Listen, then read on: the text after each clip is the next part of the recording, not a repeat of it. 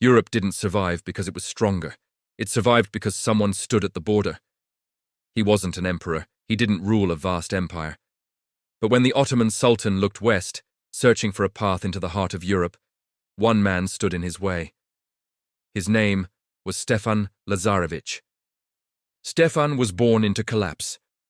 In 1389, his father, Prince Lazar, was killed at the Battle of Kosovo. Serbia survived, but just barely. The Ottoman advance seemed unstoppable, a relentless tide that was washing over the Balkans. From his earliest days, Stefan understood a harsh truth.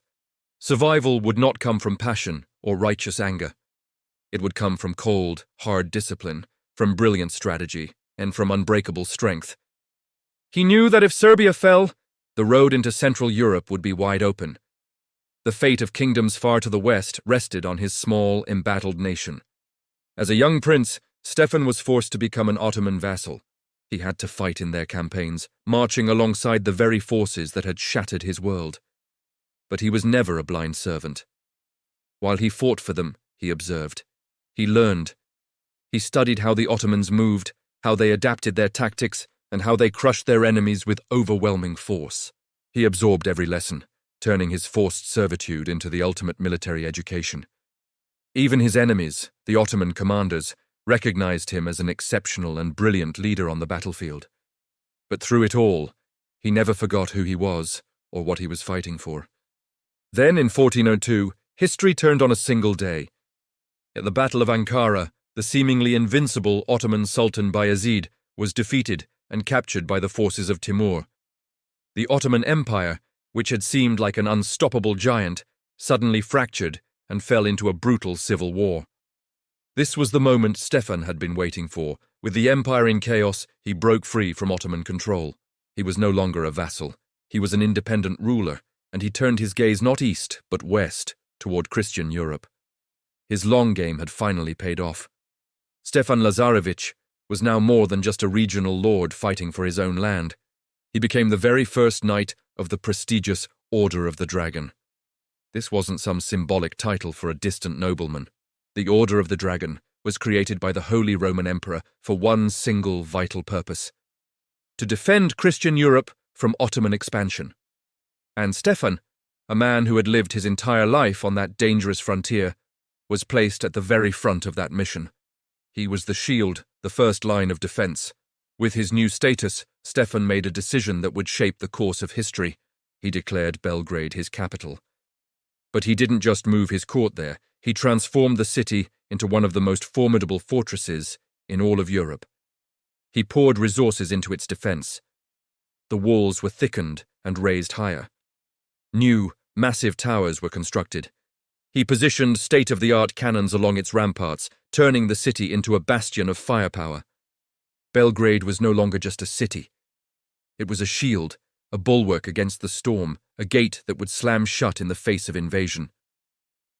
Stefan did not fight wars for glory or for conquest.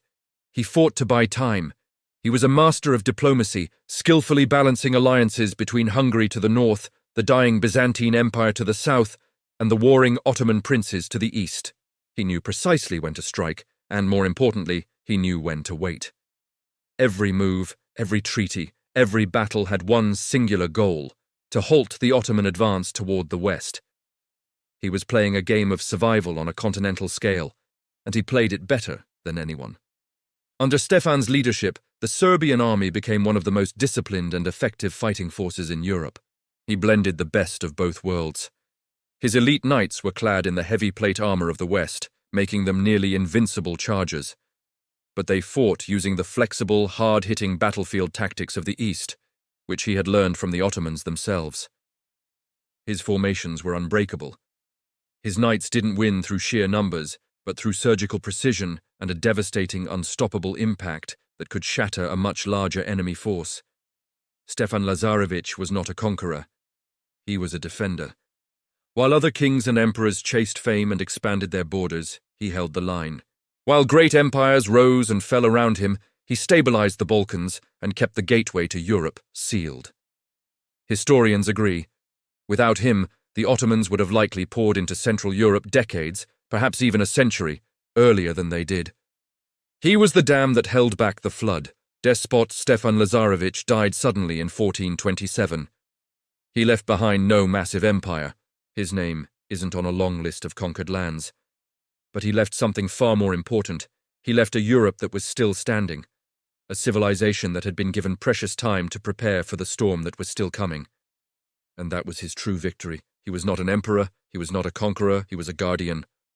And sometimes, the greatest victories in history are not the ones that change the maps, but the ones that prevent them from being erased forever. Thanks for watching. If you enjoyed this story, be sure to subscribe for more.